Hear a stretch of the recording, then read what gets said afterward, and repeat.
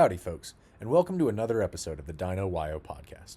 In this episode, I explain some of why Dino content might not be up to the usual sleek and polished standards of the politicians you're used to, and why I strive to remain my authentic self at all times.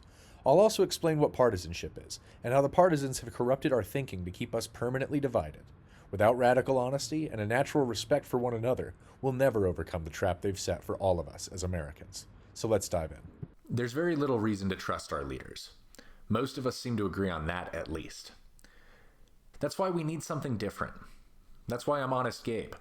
In trying to offer something different to Wyoming, I want to start with radical honesty. Radical honesty means that I will own my mistakes, voice my real opinions, share praise wherever it's due, criticize leaders when they fail us, and present myself as I am, not as who I think you want me to be.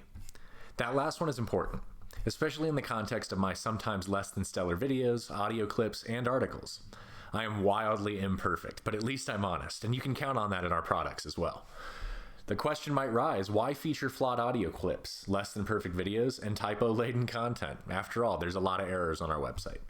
Now, insofar as hard work is a literal Dino principle, it'd make at least some sense for us to edit and refine our videos and other content to be the very best. And we do, in fact, try to do that. I do go through and offer quality assurance on the website. We edit our audio, obviously. We edit our videos. And we try to make good content. But we're also trying to offer something different. So that means that our campaign is going to look different than what you've typically seen. It's not going to be all glossy and sleek and Hollywood produced because it's not going to have the money to do that. But frankly, it's also not going to do that because I don't want to be a fake version of me. I can't get elected and then all of a sudden everybody be surprised that I like to wear a Carhartt jacket and not a suit, right? The reality is that our politicians have turned themselves into an image of a politician, not actual statesmen, not actual representatives of the people. And that's what I'm going to try to be. And that's what I want my campaign to inculcate, to habituate to the people to get us used to, right? My campaign is supposed to be about bringing neighbors together and teaching people to love their neighbor again. And so to do that, I have to be different.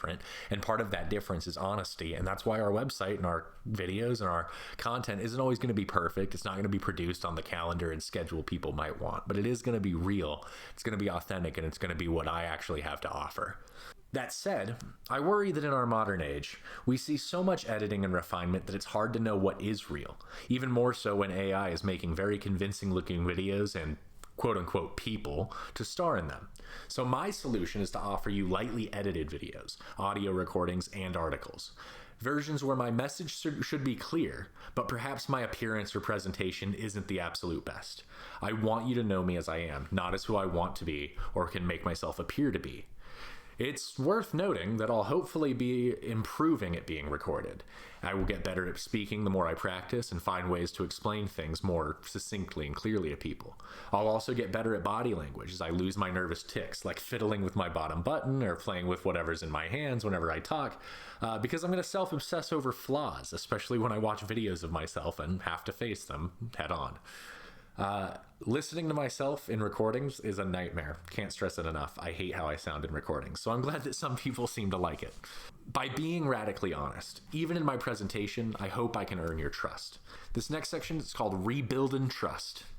You see, above all, I want to rebuild the trust that has been wasted by our so-called leaders. To restore that trust in each other, we must be radically honest. And while it's worthwhile to work hard to present a polished appearance in my content, it's more important to work hard to find common ground with one another. So rather than being a sleek Hollywood production, this campaign is going to be real, just like the rest of us. And hopefully by being real, we can rebuild common ground and we can rebuild trust. This gets us into the partisan trap, which is the big reason why we don't trust each other to begin with. You see, our federal government has been owned by radical partisans for too long. Partisans thrive on division, and that same partisan attitude has been infiltrating our state and is only just beginning to show its true colors of mistrust and fear. Now, you might be wondering, what is a partisan? And that's fair if you're not, plugged in and talking about it all the time. A partisan is somebody who is blindly loyal to their team and their party. That's where the word comes from, partisan party. They're blindly loyal to their party, and they don't really care about what the party stands for as much as they care about representing the party. So it's kind of like being the fan of a sports team. At some point, all of your favorite players will go. Your favorite coaches will go. Everybody who's involved in the team will change, besides maybe the billionaire who owns it. But you still like the team, right? That's what being a partisan is like. You don't really care about what they stand for. You might have an opinion on what they'll stand for, but you really care about the team. Partisans are loyalists. They're blindly loyal to the red or blue team, the Republicans or the Democrats. And regardless of what that team stands for, they will back that team. So they're less like a patriot, like I said, and they're more like a sports fan cheering for a team.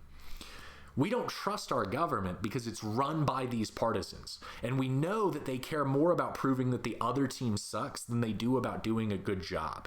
They don't care about doing a good job. They know that doing a good job isn't what keeps them in power. What keeps them in power is if we distrust the other team more than we dislike their terrible government.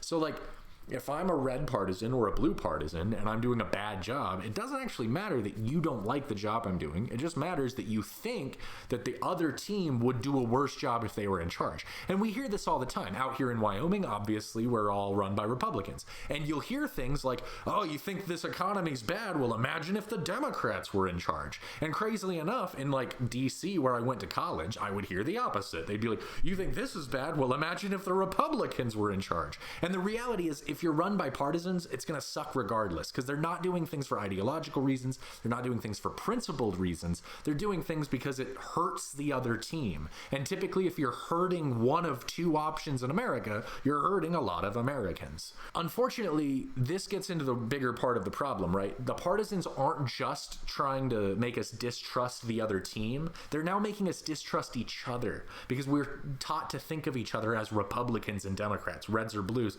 And if you're the wrong color or the wrong team, you must be evil, right? That's the problem with the partisans. That's the partisan trap. This is actually why, and this might sound crazy, but if your goal in a political conversation with somebody is persuasion, you probably have the wrong goal. That's not a very good goal. You can't really persuade people. And it's actually the partisans who try to tell us that we can persuade people that get us into this trap. So like, as a little aside, I'm not saying that it is impossible to ever get somebody to change their mind. But like, think about your life. How often have you done that? Typically it's to impress a friend, you might change your mind a little bit, or you might, if you really agree with somebody and like somebody and they tell you something, you might let that influence you. But we typically hang out with people who agree with us in general, and we typically listen to opinions that are like ours when we get that sort of opinion. So even when we change our mind in real life, it's typically not a total 180. It's not like we go one day from, you know, believing that taxes are terrible and oppressive to suddenly being like, taxes are the best thing ever. But like, we might go from taxes are terrible and oppressive to like, taxes are an evil necessity, right? You know what I'm saying? Or in a less political example, it might be, you know, you really like dogs and now you just love dogs, right? Or you don't really like dogs and now you hate them because somebody got bit by a dog, one of your buddies, right? Sucks for you. That's terrible. If you don't like dogs and realize how great they are, you're living half a life. Anyways, the point of this is the partisans do a lot to try to divide us and make us think that we're on different teams. And they do this in part by telling us that you can persuade each other, because what that tricks us into is a situation where if the other person isn't being persuaded, they must be unreasonable, which isn't the reality, right? So they insist that we can persuade other people with facts, but the trouble is that facts are never the thing that persuades somebody else. They take these facts and then they insinuate that if you have these facts, you must reach the same conclusion as them. For instance, and this is, I hope this is a good example, but like, crime is up. Okay. Two different people can reach two totally different conclusions with the fact that crime is up. One of them might say, this is proof that people are lawless and we need more law enforcement and we need to crack down on the people because, you know, the people are just rampantly criminals without good law enforcement. I'm not disagreeing. Yeah, it's probably true. The other person might say, well, crime is up because everybody is really poor right now and so they're resorting to crime to get by.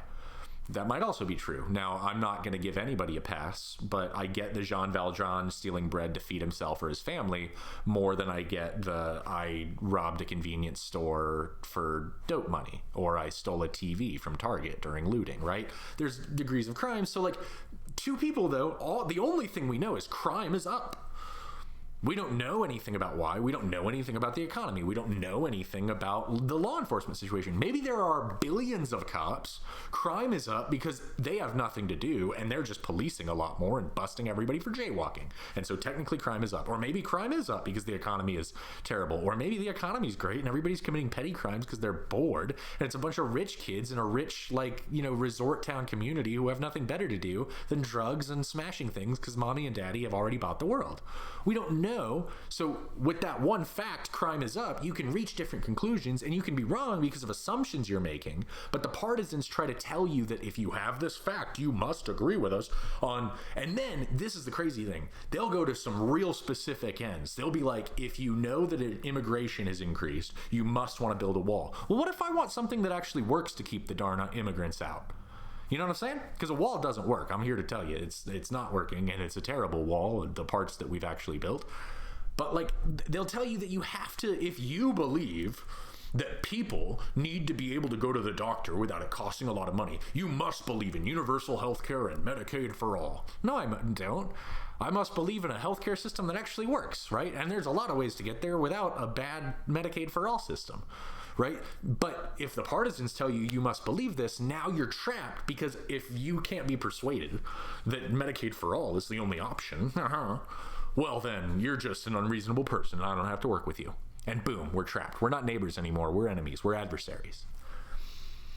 So by insisting that we can persuade the other side, the partisans actually make it harder for us to find real compromise. And by focusing us on specific solutions based on the facts that they offer, they say, if you have these facts, you must believe this specific solution.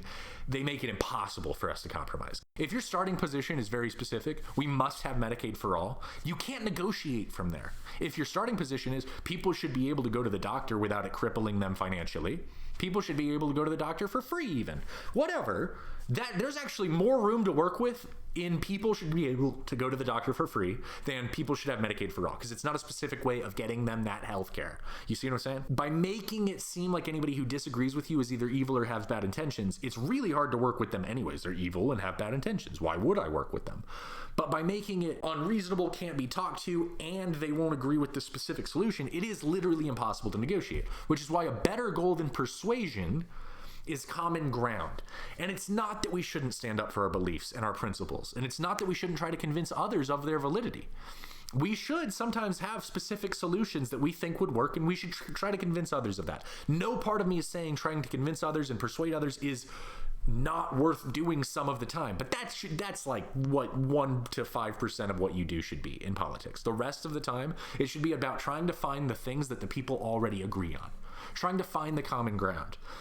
It's not that you shouldn't stand up for your beliefs, and it's not that we shouldn't even be wary of bad intentions from the others some of the time, but we shouldn't be seeking persuasion, especially not partisan persuasion. Instead, what we should seek to find is what I call a natural respect for each other's values. Natural respect is when you can disagree with someone's position but appreciate why they'd hold it. It's how you can go from fighting over whether a specific solution is a good idea to reaching a compromise that benefits both parties and accommodates everyone's end goals. If we focus on values and use them to find things we agree on, we can restore public trust through the hard work of compromise.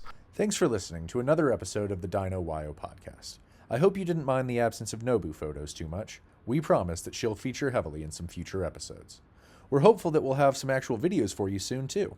While these also won't be sleek and polished like a normal politician's, they'll hopefully provide more entertaining viewing than the pictures y'all have been tolerating so kindly.